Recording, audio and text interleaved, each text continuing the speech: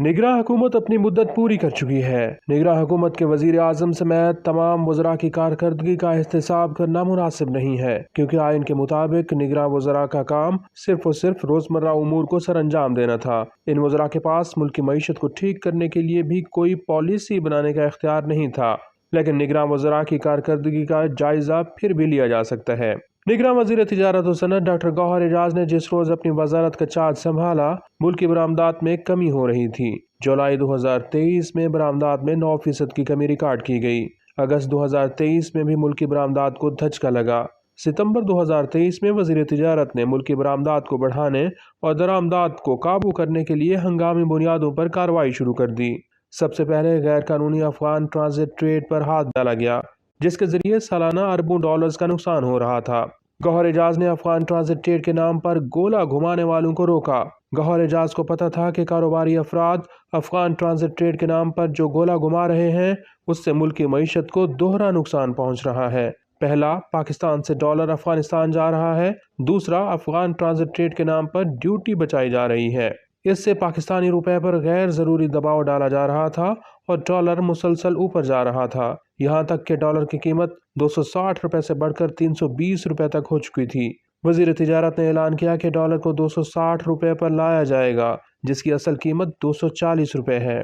نگراں وزیر تجارت گوہر اعجاز نے اپنے دور میں 2 بڑے اور تاریخی کارنامے سر انجام دیے۔ ان کا پہلا کارنامہ پاک چین تجارت میں 46% اضافہ کرنا ہے۔ وزیر تجارت نے گزشتہ 6 ماہ میں چین کے 2 دورے کیے۔ دونوں دوروں میں پاکستان کے 25 بڑے بڑے کاروباری افراد ان کے وفد کا حصہ تھے، جن میں textile, pharmaceutical, fertiliser, cement, auto, food and agriculture سے وابستہ بزنس مین شامل ہیں۔ ان دوروں کے تمام اخراجات وزیر تجارت ڈاکٹر گوہر اعجاز نے اپنی جیب سے ادا کیے۔ چین میں بڑی بڑی کمپنیوں کے سربراہوں سے ملاقاتیں کی گئیں اور ان کو پاکستان میں اپنے کارخانے لگانے پر قائل کرنے کی کوشش کی گئی۔ پاکستانی مصنوعات کو چین کی منڈیوں تک آسان رسائی دینے کا مطالبہ شدت سے دہرایا گیا۔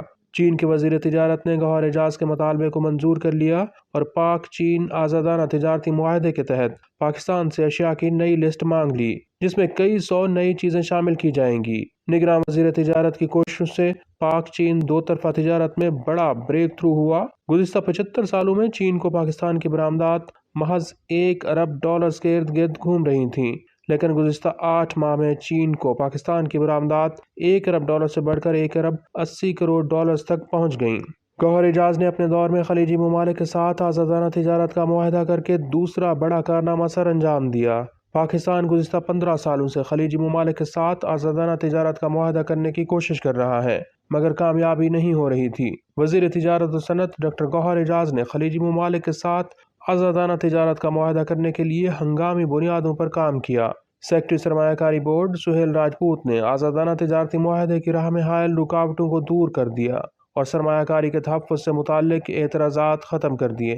پاکستان پہلا ملک ہے جو خلیجی ممالک کے ساتھ آزادانہ تجارت کا معاہدہ کرنے جا رہا ہے۔ اس سے پاکستان کی سعودی عرب، قطر، بحرین، کویت اور UAE کے ساتھ 2 طرفہ تجارت تو بڑھے گی، لیکن یہ خلیجی ممالک پاکستان میں اربوں ڈالرز کی سرمایہ کاری بھی کر سکیں گے۔ نگراں وزیر تجارت نے اپنے دور میں قومی خزانے پر 1 روپے کا بوجھ نہیں ڈالا۔ گوہر اعجاز نے حکومت سے گاڑی، بنگلہ، پیٹرول، ایئر ٹکٹس اور مراعات نہیں لیں، بلکہ تمام سرکاری تحائف بھی توشہ خانہ میں جمع کرائے، کیونکہ گوہر اعجاز نے پہلے دن ہی واضح کر دیا تھا کہ وہ سرکار سے کچھ لینے نہیں بلکہ دینے آئے ہیں۔ اس دوران انہوں نے تمام اعلیٰ سطحی اجلاس وزارت تجارت میں کرنے کی بجائے اسلام آباد کے سرینا ہوٹل میں کیے اور ان کے اخراجات بھی اپنی جیب سے ادا کیے۔ ملکی صنعتوں کو چلانے کے لیے انڈسٹریل ایڈوائزری کونسل، ایکسپورٹ اور نان ایکسپورٹ ایڈوائزری کونسلز تشکیل دیے گئے، جن کے اجلاس بھی سرینا ہوٹل میں ہوئے۔ ان اجلاسوں میں ملک کے تمام بڑے کاروباری افراد شریک ہوئے، جن میں عارف حبیب، محمد علی ٹبہ، SM تنویر، شاہد صورتی، شہزاد ملک، شاہد علی حبیب، فواد احمد مختار، جہانگیر بھٹی اور دیگر شامل ہیں۔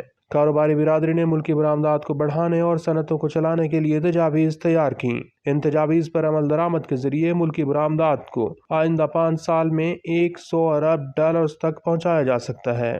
سرکاری اعداد و شمار کی روشنی میں ڈاکٹر گوہر اعجاز کی کارکردگی کو پرکھنا کوئی مشکل کام نہیں ہے۔ گزشتہ 8 ماہ کے دوران ملکی برآمدات میں مجموعی طور پر 2 ارب ڈالر سے زائد کا اضافہ ہوا ہے۔ ادارہ شماریات نے جولائی 2023 سے فروری 2024 تک ملکی برآمدات کے اعداد و شمار جاری کیے ہیں۔ جس کے مطابق مالی سال کے 8 ماہ میں برآمدات 20 ارب 35 کروڑ ڈالر سے زائد رہی ہیں، جو گزشتہ برس 18 ارب 67 کروڑ ڈالرز تھیں۔ سرکاری اعداد و شمار یہ بتاتے ہیں کہ ستمبر 2023 سے فروری 2024 تک ہر ماہ ملک کی برآمدات میں سالانہ بنیادوں پر اضافہ ریکارڈ کیا گیا ہے۔ ستمبر میں برآمدات 2 ارب 44 کروڑ ڈالر سے بڑھ کر 2 ارب 47 کروڑ ڈالرز ہو گئیں۔ اکتوبر میں ملک کی برآمدات 2 ارب 38 کروڑ ڈالر سے بڑھ کر 2 ارب 69 کروڑ ڈالرز ہو گئیں۔ نومبر میں برآمدات 2 ارب 39 کروڑ ڈالر سے بڑھ کر 2 ارب 57 کروڑ ڈالرز رہیں۔ دسمبر میں برآمدات 31 کروڑ ڈالر سے بڑھ کر 2 ارب 81 کروڑ ڈالرز ہو گئیں۔ جنوری میں بھی برآمدات 19 کروڑ ڈالر سے بڑھ کر 2 ارب 78 کروڑ ڈالرز ہو گئیں اور فروری میں برآمدات 2 ارب 18 کروڑ ڈالر سے بڑھ کر 2 ارب 57 کروڑ ڈالرز ہو گئیں۔